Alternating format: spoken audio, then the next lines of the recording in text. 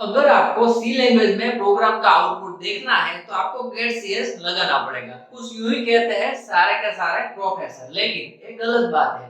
Gate CS क्यों लगाते हैं, उसका सही तरीका क्या है, वो मैं आज के वीडियो में आपको बताने वाला हूँ। ठीक है, तो आज का टॉपिक रहने वाला है गेट सीएस। ठीक है, तो पहले मैं बता दूं कि गेट सीएस जो है उसका फुल फॉर्म होता है गेट कैरेक्टर।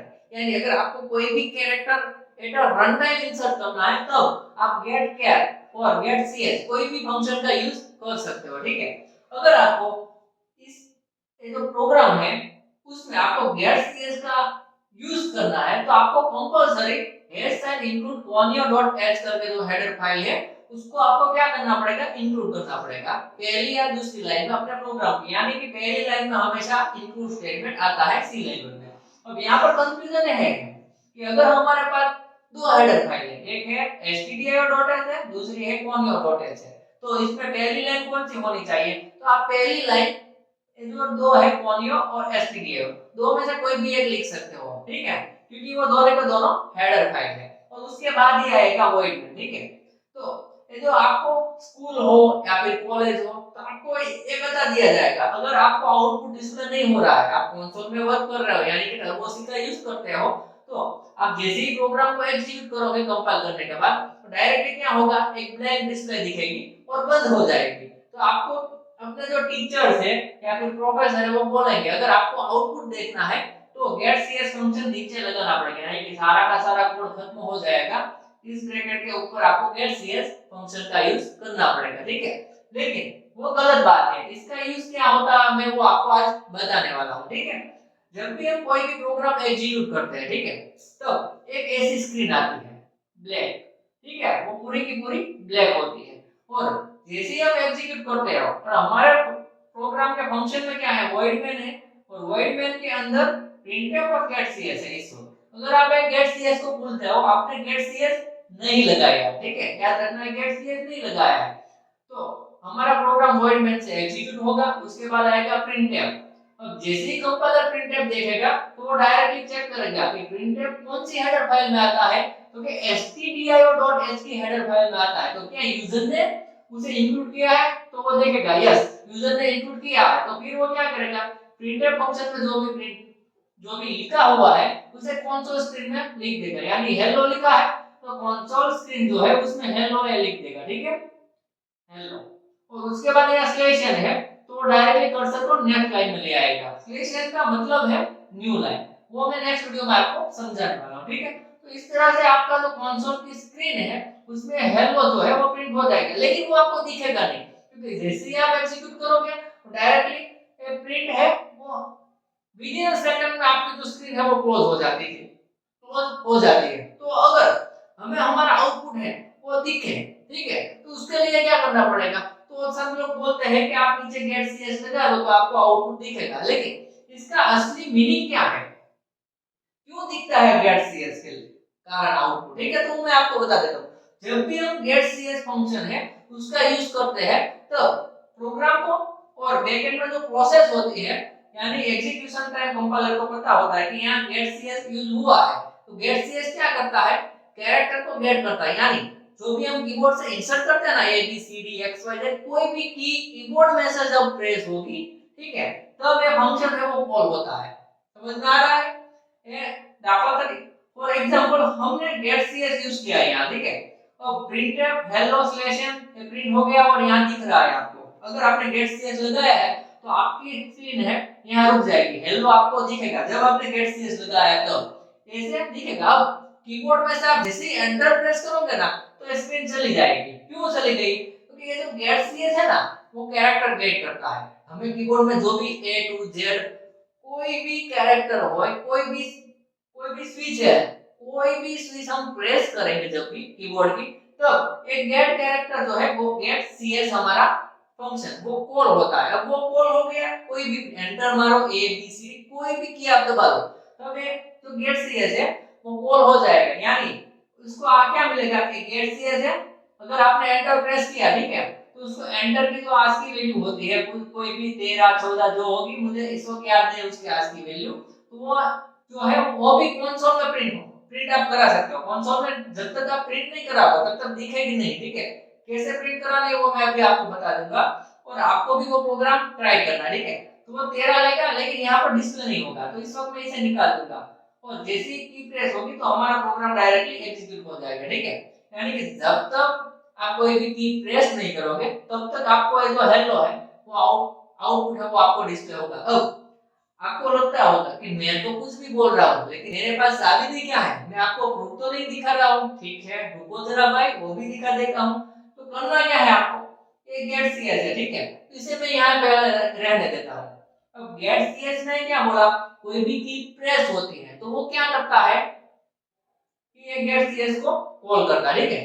तो आपको सिंपली करना क्या है, ये जो प्रिंटफ हेलो स्लैश है ना, उसके नीचे एक दूसरा प्रिंटफ लगाना है। इस तरह से आपको आउटपुट दिखना, आउटपुट को डिजाइन करना, ठीक है।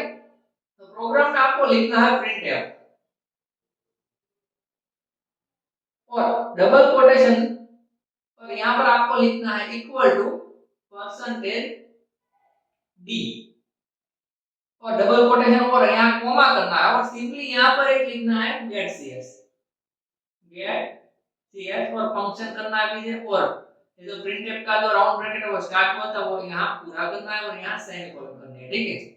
अब आपको क्वेश्चन ये होगा कि गेट सीएस तो हम प्रोग्राम में एक ही बार यूज करते हैं। नहीं मेरे भाई, आप 100 ऑफ टाइम्स, आप जितने टाइम यूज करना चाहो उतनी टाइम अपने प्रोग्राम में गेट सीएस फंक्शन का यूज कर सकते हो। ये आपको किसी भी कॉलेज में या किसी भी स्कूल में सिखाया नहीं होगा, ठीक है। तो इसका आउटपुट क्या आएगा वो मैं आपको बता देता हूँ, ठीक है। पहले क्या होगा, वॉइड मेन से प्रोग्राम एग्जीक्यूट होगा, ठीक है। एग्जीक्यूट होने के बाद यहाँ आएगा प्रिंटफ, अब इसलिए इसके अंदर लिखा है हेलो, तो आउटपुट में आपको हेलो प्रिंट करेगा, और यहाँ है स्लैश एन, तो नेक्स्ट लाइन में आप अपना जो कर्सर है वो नेक्स्ट लाइन में आ जाएगा, ठीक है, स्लैश एन यानी न्यू लाइन। और उसके बाद ए लाइन एग्जीक्यूट हो जाने का नेक्स्ट लाइन में आएगा प्रिंटफ। तो यहाँ पर मैंने क्या किया है, डबल कोटेशन किया है, यानी कि ये सिंटैक्स है, और इक्वल टू, तो इक्वल टू यहाँ पहले प्रिंट होगा, ठीक है। और उसके बाद यहाँ लिखा है मैंने परसेंटेज डी, अब परसेंटेज डी है और टाइप स्पेसिफाइड है, यानी इंटीजर वैल्यू अगर आपको प्रिंटफ के जरिए प्रिंट करवानी है तो आप परसेंटेज डी करके उसे प्रिंट करवा सकते हो, ठीक है। ये सिंटैक्स है। अगर आपको कैरेक्टर प्रिंट करवाना है तो परसेंटेज सी आएगा, फ्लोटिंग वैल्यू है उससे आपको प्रिंट करवाना है तो परसेंटेज एफ आएगा। ये सारे के सारे डेटा टाइप के रिलेटेड क्वेश्चंस है, लेकिन इस वक्त मैं आपको ओनली गेट सीएस की जो वैल्यू की प्रेस होती है तो वो हमें मिलती है, वो मैं दिखाने वाला हूँ, इसलिए मैं आपको इस वक्त समझा रहा हूँ। नेक्स्ट जब जैसे जैसे हम सी लैंग्वेज में आगे बढ़ेंगे तो वेरिएबल डेटा टाइप आएगा, तब आपको सारा फंडामेंटल क्लियर हो जाएगा, लेकिन इस वक्त मैं क्या करता हूँ, सिंपली ये आपको समझा देता हूँ, ठीक है। तो इक्वल टू है वो प्रिंट हो गया, ठीक है। उसके बाद यहाँ है परसेंटेज डी, परसेंटेज डी यानी इंटीजर, ठीक है, आईएनटी लिख रहा हूँ, आईएनटी इंटीजर, इंटीजर यानी 0 1 2 up to n numbers of whole number, यानी पॉइंट वाली वैल्यू नहीं आएगी, होल नंबर आएगा 10,000 20,000 30,000 इस तरह से। तो यहाँ जब भी परसेंटेज डी लगता है ना, तो डबल कोटेशन पूरा होने के बाद कॉमा होता है, कॉमा होने के बाद जो भी फंक्शन है उसकी जो वैल्यू आती है ना वो परसेंटेज डी की जगह रिफ्लेक्ट होती है। तो ये है गेट सीएस। अब गेट सीएस यानी हेलो है, उसके बाद इक्वल टू आ गई यहाँ, और उसके बाद परसेंटेज डी है, और यहाँ गेट सीएस है। तो मैंने आपको बताया कि गेट सीएस है, तो जब भी हम कोई भी की प्रेस करेंगे 1 2 3 या फिर एंटर कोई भी वैल्यू, सपोज अगर मैं ए प्रिंट करता हूं, स्मॉल ए, ठीक है, सेकंड एबीसीडी का स्मॉल ए, ठीक है, तो ये क्या रिटर्न करेगा, तो जो ए है उसकी आस्की वैल्यू क्या है 97, तो ये रिटर्न करेगा 97, ठीक है। अगर मैं ए प्रेस करता हूं, कुछ ये जो ए है तो ये 97, अगर मैं बी प्रेस करूंगा तो ये 98 डिस्प्ले करेगा, ठीक है। अब मैंने प्रेस किया ए प्रेस किया तो ए की जो कीबोर्ड की जो आस्की वैल्यू है ना वो इस परसेंटेज डी की जगह रिप्लेस हो गई, यानी ये पर इक्वल टू यहां प्रिंट हुआ, उसके बाद परसेंटेज डी है, मैंने ए प्रेस किया, ए की आस्की वैल्यू है 97, तो यहां प्रिंट होकर आएगा 97, ठीक है। अब प्रिंट होने के बाद ये जो लाइन है वो एग्जीक्यूट हो गई, उसके बाद नेक्स्ट लाइन पे जाएगा, तो नेक्स्ट क्या है, गेट सीएल। तो अभी हमारी जो स्क्रीन है वो क्लोज नहीं होगी, क्यों, क्योंकि यहाँ पर गेट सीएल और एक लगा हुआ है, ठीक है। जब जब तक हम दूसरी की नहीं प्रेस करेंगे तब तक हमारा आउटपुट डिस्प्ले होगा। अब मैं प्रेस करता हूं कोई भी एंटर, तो जैसे ही एंटर करूंगा तो ये स्क्रीन जो है वो चली जाएगी। अब ये प्रोग्राम आपने देख लिया, अब 2 मिनट का टाइम है आपके पास, जल्दी से ये 2 लाइन टाइप करो और मुझे बताओ कि क्या ये जो आउटपुट है मैंने यहाँ लिखा है वो परफेक्ट आउटपुट आ रहा है या नहीं। क्या आप गेट सीएस का 2 बार यूज कर सकते हो या नहीं।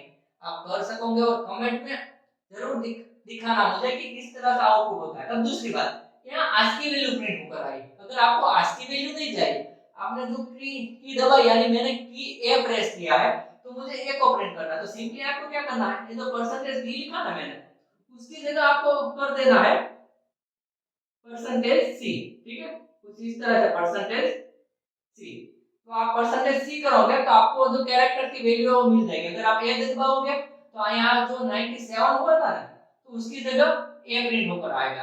अगर आप बी दबाओगे तो बी प्रिंट होकर आएगा। अगर जेड दबाओगे तो जेड प्रिंट होकर आएगा। ठीक है, तो ये भी आप चेक करके मुझे बताओ। ठीक है, तो ये जो है वो कॉन्सेप्ट है कि गेट सीएस कैरेक्टर है वो ओनली आउटपुट को डिस्प्ले करने के लिए यूज नहीं होता है, वो सिर्फ आपको अपना होल्ड चाहिए यानी पर्टिकुलर आउटपुट। अगर आप कोई भी की प्रेस नहीं करते हो और आपको पर्टिकुलर आउटपुट की डिस्प्ले कंसोल डिस्प्ले जो है उसे क्या करना है, पॉज करना है यानी आपको देखना है।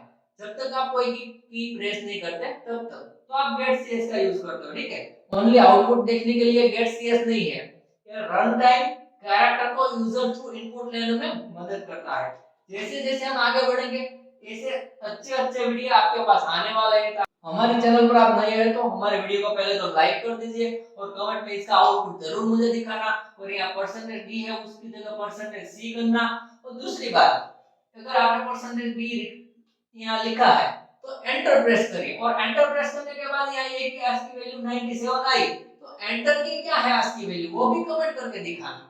ठीक है, और सब्सक्राइब करना मत भूलना और वीडियो को हाइप करें और अपने फ्रेंड सर्कल में जरूर शेयर करें। और जिस भी फैकल्टी जो कोई भी टीचर है उसने अगर आपको ये बताया है कि get CS only output display होने के लिए होता है तो उनको भी ये जो वीडियो है शेयर कर दीजिए ताकि वो दूसरे स्टूडेंट को अच्छी तरह से गेट सीएस का मतलब सिखा पाए। ठीक है, थैंक यू वेरी मच।